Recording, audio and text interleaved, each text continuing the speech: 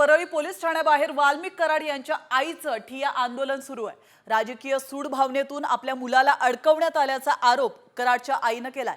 मुलाला न्याय देण्याच्या मागणीसाठी कराडची आई परळी पोलीस स्टेशन बाहेर ठिय्या आंदोलनासाठी बसली।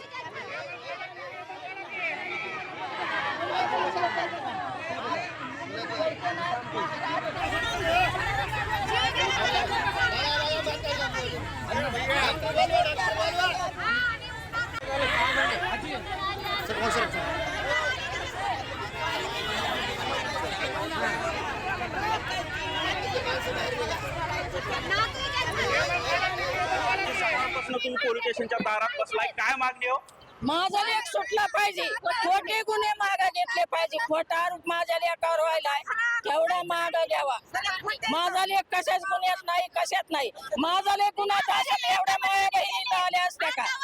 गेल्या माया बहिणीत मी एकली माय, त्या बाया कोण आहेत माझ्या अन्नाच्या, त्या मावल्या कोण आहेत माझ्या अन्नाच्या? मी माये म्हणून बसले, त्या मावल्या काय म्हणून बसल्या?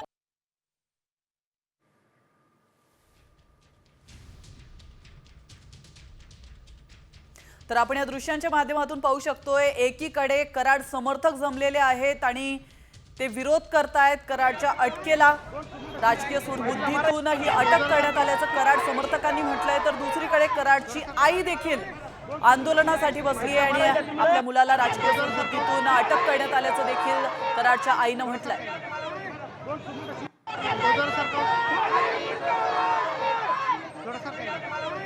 थेट परळीतली ही दृश्य आपण पाहतोय, कराड समर्थक आणि कराडची आई आंदोलनाला बसली आहे।